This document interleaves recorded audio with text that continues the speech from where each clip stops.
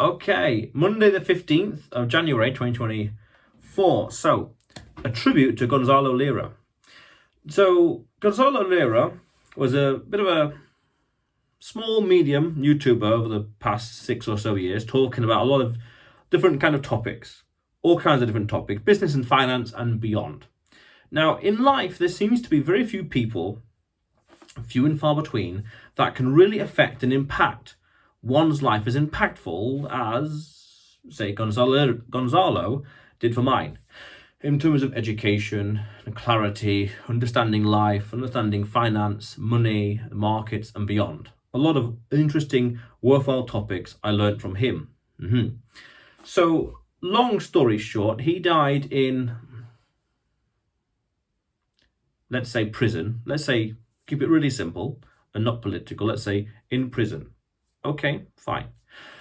Now, what I want to focus on really is his impact. Because I know a handful of other people who really learned a lot of things from him over the past years and years. It's because of him and one of his videos, I can remember which one, but I forgot the title exactly. It's because of him I ran a marathon in 2023. And it's because of him another friend of mine made a big life decision and changed his life in a big way.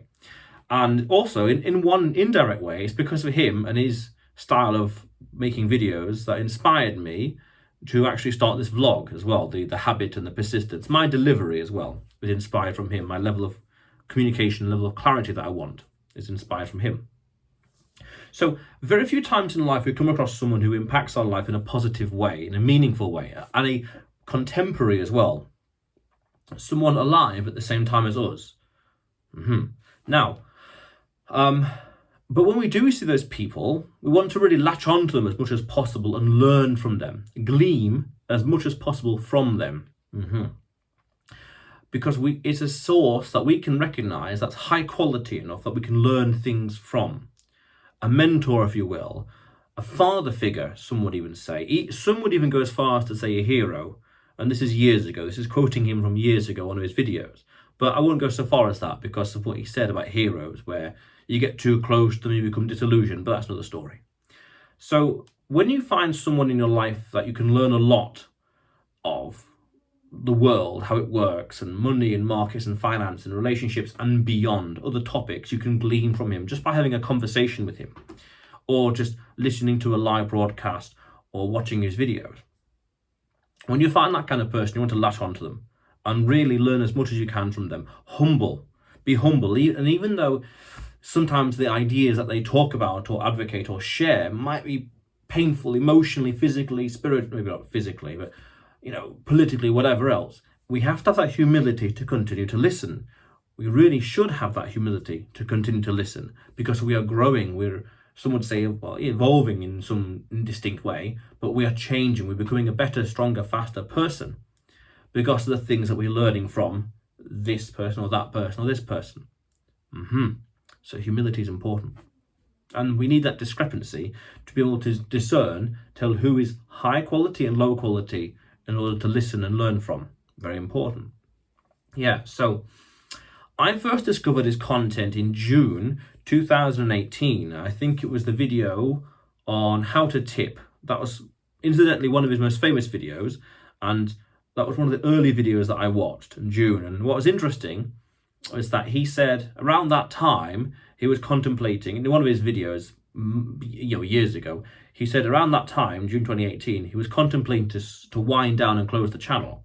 But thankfully he didn't, because by watching his content, my trajectory in life really accelerated. Let's say over the course of 6 years, my life would have gone like this, at this angle of descent. But because of the lessons I learned from him, my life went more steep. The things, it took me less time to learn the things and understand more of the world than had I done it by myself. Had I done it by myself, a very shallow angle, it would have taken years to learn what he could have easily told me in one video, and that meant it saves time. This is what's called accelerating the learning curve. But so I discovered his videos in 2018, and I just latched onto it. Subscribe, hit the bell notification, usual things like that. And I would say that I watched all of his videos on YouTube, the public ones as well. And I never signed up to his Patreon though, but I followed his Telegram channel in the early days in 2019, 2020, and consumed a lot of the content there as well. And also partook in some of the live, really intimate Telegram live broadcasts he had back in the day as well, where there'd be like, say, 20 to 100 people in there, and most of them would listen, and he'd bring on a speaker and talk about different topics for an hour. He'd give a presentation, he'd have a Q&A, back and forth with the fans and the viewers, things like that. Really fun, really intimate. Very nice. That was that. I would say those are probably the golden days where he was most active, and a lot of the content was, say, original, down to earth, and useful in different ways. And for me to articulate what I learned from him over the years is difficult, because the things I learned has become instinctual, and it's just part of me. It's like trying to explain to someone how to walk. I mean, you can explain it, but it's just instinctual. You just, one foot in front of the other, you just do it. And so it's like that. And also at the same time, I've learned a lot of other things, so it would have been muddled and muddied with other ideas and concepts I've learned over the years. So it's quite hard to articulate. But still, it's because of him I ran a marathon. That's the most visual evidence of impactfulness in my life that he had made. June 2023, I ran a marathon because of him.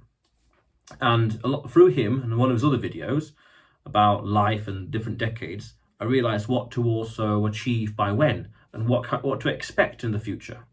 And again, some would say father figure. I wouldn't go so far as that. I agree with the sentiment, but I disagree with that the wording or that concept. It's not very. It doesn't. I don't sense it's a very empowering thing, because you're relying on someone too much, but at the same time want to be humble and be your own person. Okay, but technicalities in life.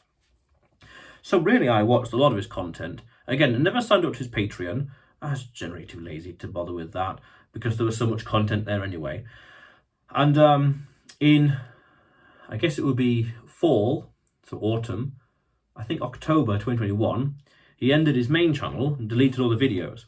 Now, there is a second public channel called CRP Archive, which has a lot of his old content from back in the day. 2008, 17, 18, 19, 20, and 2021. Not all of it, because there's a few videos I do remember back in the day, at least 3 videos I remember, that are not on that channel, that public one, but it's more than enough. So after hearing about his passing recently, over the past few days, just thinking about other things and whatever else, just wanted to share this video, share thoughts on him, because I almost had the chance in, around that time, I'd say, autumn 2021, to go and meet him. But it was a bit of a long shot. It was too unpractical. But there was a chance. There was a slight window of opportunity. I didn't take it because I didn't need to take it, because it was for business or stuff like that. So we didn't really need to do it. But there was a chance. But in the end, it would have been a bit pointless, but it would have been cool to meet him, but things like that. So, I learned a lot from him, saw a lot of his content, saw a lot how he changed online over the years from YouTube, and he did something with Kickstarter. That's an interesting conversation. I don't know any details about that. And Telegram, I saw a lot about that, and then the YouTube channel, the second one, and the side one, and the round table. Watched basically every episode of that. Learned a lot from him, and he also had this very interesting channel on YouTube. He had the CRP channel, main one, and the Gonzalo Lira. And in the Gonzalo Lira, there was one playlist on there about how to write a novel, and that was very helpful at the time in 2020. Spring 2020, where I endeavoured to write my first novel, which I did, by the way. I finished it, and it's online on what's it called, Wattpad. And so I endeavoured, and he helped me with some of his videos on how to do it and how to approach and find agents, and how to write as well. Because one of his techniques was to take a film and write what you see on the film into a novelization of a film, just to practice the pacing, the timing, the dialogues, things like that, the descriptive language, whatever else. So it's practice. Very useful advice. Very down to earth, which I really appreciate. Down to earth advice I find marginally more useful than theoretical. Theoretical, useful up until a point, and then it's like, right, I need down to earth practical advice, because now reality sets in. What do I do? I need principles, I need concepts, rules of thumb, things like that. So CRP channel, Gonzalo Lira, Telegram. He also had at one point, very, very briefly, a small little Telegram channel, it's still around, I guess, but inaccessible. A Telegram channel about classic novels or reading literature. And he wanted to start that Telegram channel as a little side channel to talk about literature. He was very big on reading a lot of the classical literature. And I have a list of them, but I'm nicely busy. I haven't quite got round to it. Just very busy with other things. So let me just find that list real quick. And I remember him talking about Dostoevsky, Chekhov, Tolstoy, and one of his videos, again on the public CRP archive channel, he gives a list of what to read. Notes from Underground, Brothers Karamazov, The Idiot, Crime and Punishment, Uncle Vanya, Cherry Orchard, Three Sisters, The Seagull, and others. Anna Karenina, yeah. Death of Ivan Ilyich, War and Peace, and the Kreutzer Sonata, okay? And also, I guess, Henrik Bissen, The Enemy of the People and Ghosts. I remember him mentioning that just about. So yes, he had a side channel on Telegram about literature. And so I interacted him online once on a live YouTube broadcast, I want to say in 2020, I think, or 21, I really can't remember. He had a live YouTube broadcast, and I wrote a question on there in the chat box, and he read it out loud, and he kind of talked about it a little bit. But that video is long since deleted, and he's done so many videos, I couldn't really exactly say when he said what, because he said a lot of things over the years on his videos, and I remember a lot of details here and there. So it's worth, Gonzalo Lira, it's worth understanding in life when you see someone you can learn a lot from, a mentor figure. I like that one a lot more professional, let's say, a mentor figure. When you see someone and you recognize them that you can learn a lot from, follow them, attach to them. Know who to follow. I highly suspect is one good lesson to come from this tribute. Know who to follow, know who to listen to, know who to pay attention to, know who to learn from, know who to follow. Yeah. So otherwise, you will see me tomorrow.